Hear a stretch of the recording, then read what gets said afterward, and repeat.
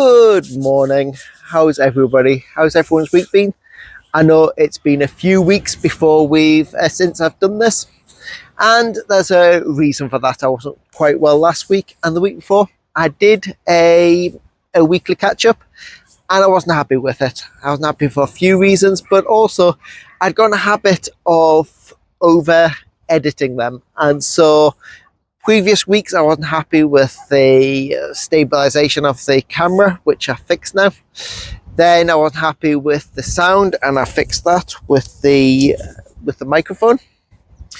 But then I tried to remove every ums and ahs from it, and it became very, very bitty, the feed, very difficult to follow. So in an effort to make this more efficient, I'm all about efficiency.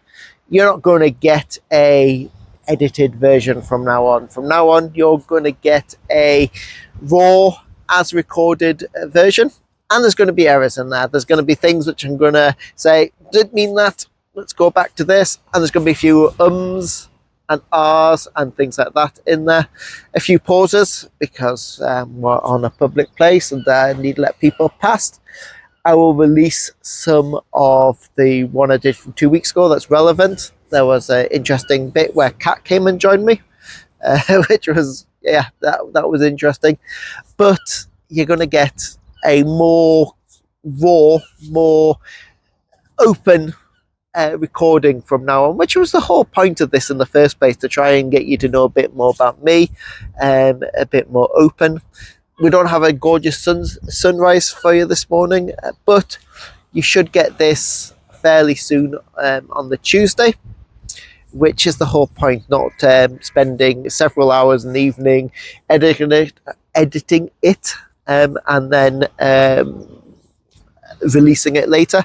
You're just going to get the raw me, and I'll try and work on the ums and ahs and the bit where I'm trying to get out my thoughts out of my head into something reasonable. The weekend wasn't much to talk about because football was off. Both matches. One of the matches was meant to be against Sunderland, in Sunderland, and the Chinese derby was on, so that was never going to work, so that one got cancelled. And Saturday the away team couldn't put a team together, so that got cancelled very last minute. So I had a fairly routine weekend, cleaning kitchen, changing some light bulbs, but nothing that you really want to hear from me. I really want to just reintroduce myself a bit today. I've got a few more people watching these videos, which is absolutely great, and so I really just wanted to remind people what I do, especially for people that know kind of what I do, but it's always good to go through that reminder process. So I'm going to try and keep it shorter than some of the previous ones and just have a bit more focus on what I deliver, what I do. So it's going to be salesy, so I apologize for that, but I need to make a living somehow, and so this is how I make a living. So there's 3 things that I aid businesses with.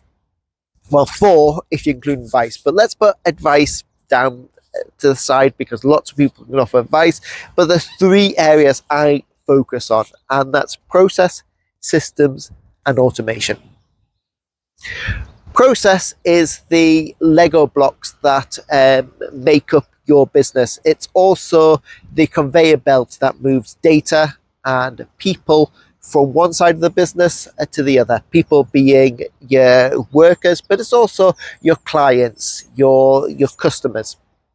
And it's how the information, the people, the product, the physical product moves from front end of the business to the end of the business. It's also all of those bits of the business that you need to keep the business going, all those admin blocks that kind of like gel the business together that is needed just to allow the business to function. Process mapping is important to do at least on an annual basis because businesses change.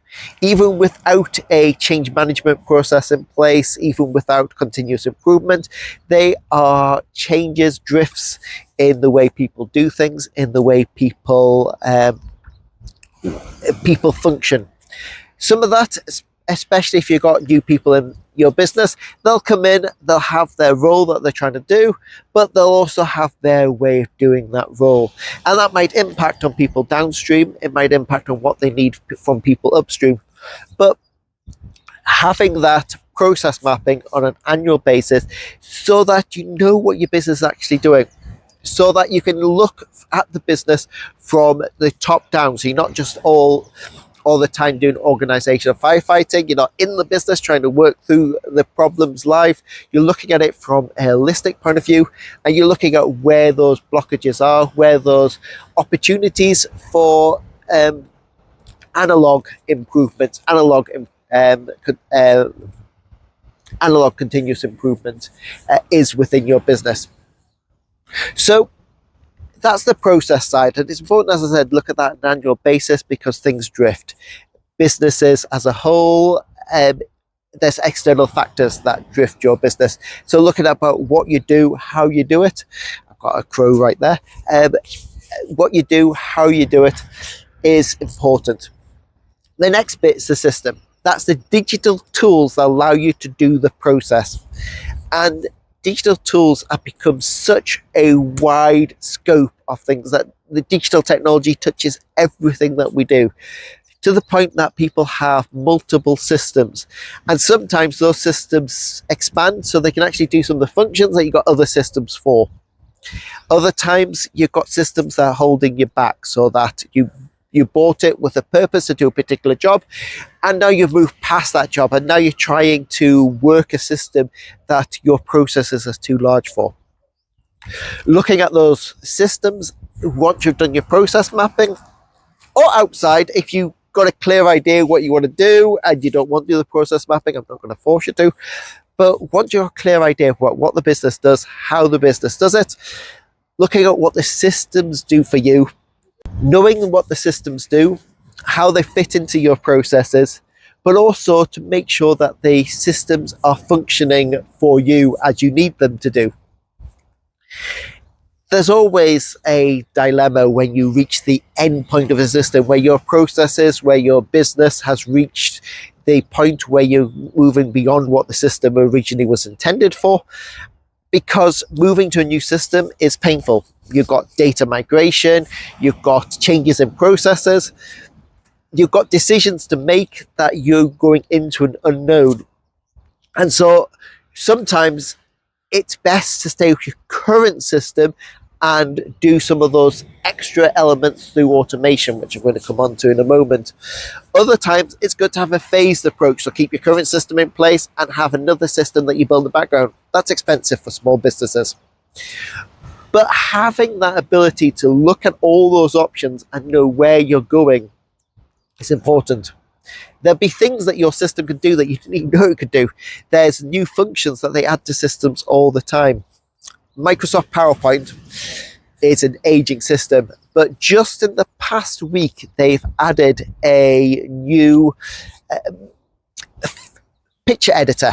And so anyone that's used the background removal tool in PowerPoint up into recent weeks will know that it was quite a painstaking. You would highlight bits that you want to move and it would remove it completely, make a white background.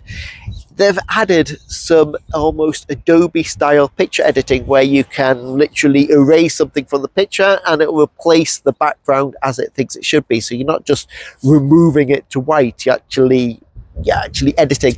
And those editing tools are brand new. There's quite a few things that they can do. Never been in Microsoft PowerPoint before.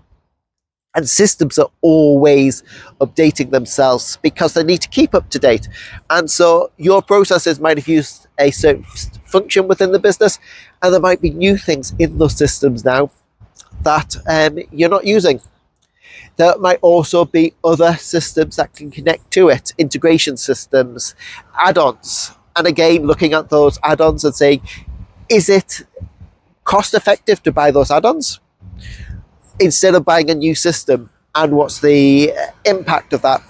That's all the type of things I look at. But no system is perfect. If you find the absolute perfect system, then your processes aren't perfect. You're going to always be looking for the closest. I suppose you could go out there and buy a bespoke, well, get a bespoke system designed for you.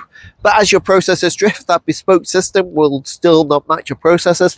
And so you're going to be a very expensive process of buying that bespoke system, getting designed, getting edited, going through all of the trials and tribulations of testing and modification to get as close to your business processes. And then your business process change. So you're going to need someone constantly there to change it. That is an option. And I do know 2 businesses that works for that using a very bespoke, non-off-the-shelf system, using a Microsoft, one's using Microsoft, one's using Google. It can work, but you have to understand the limitations. It's not that these systems are built for you and then you walk away and it's like, this system's never going to need anything again. No subscription fees, no anything. Things change. Microsoft changes, Google changes. And so that system that works perfectly today, 3 weeks time, Microsoft might do a tiny little tweak. And so you have to go back in and match that tweak with your processes. You might bring in a new service and you then need to go into the system to update that service. It's an option. It's not for everybody because, as I said, you have to build, design and maintain that system. For the people that don't have the option of having a bespoke off-the-shelf system created for them, there are ways of making that system more comfortable to the way you work, and that's automation. Automation is the integration between 2 different systems, the flow of data automatically between them. But automation is also the collection of data, the way that you collect data from your customers, collect data from your integrated partners like Google Analytics, Shopify, whatever it is. It's automation of getting the data into a place that you can that's usable within your business and follows your processes. Automation, again, isn't a one fix all, but automation can get you closer to the reality of your system than just a basic off-the-shelf system. How I work with businesses is I do audits on those elements. I do audits on the processes, recommendations on improvements, process maps as an extra. I do audits on the system, give recommendations on where the system has weaknesses, where you're moving beyond the system's capability, and where automation can help you merge those systems together. Or if you're going down a really narrow path where a bespoke system can solve a lot of your issues, not everything, but can solve a lot. And then data. And data is a separate thing that matches all of the others. And so data flow through a business is the critical element in terms of your efficiency. So that's your from data collection right at the beginning to what your output is at the end, and how you get your customer requirement to the final product or service, and how you merge through your different departments or your different people or whichever. So it touches all of those, but because data is such a unique, critical part of the business, I do a separate data audit.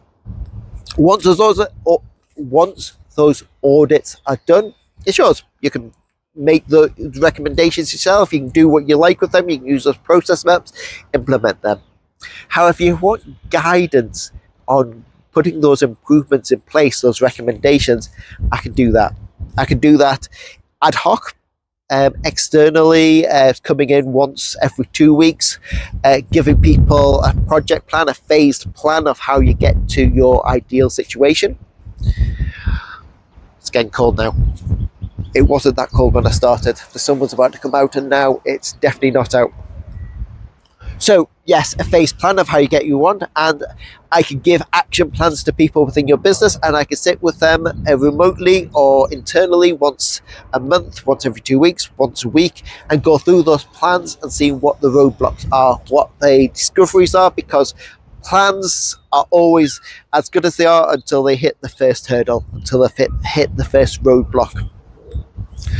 Or I can come into your business and spend half a day or a day a week actually implement those changes, actually putting in those automations, actually enhancing your system actually spending time with your unique off-the-shelf system that you've got that no one else has got or very few people have got, and learning it myself, and then providing training to the people within your business.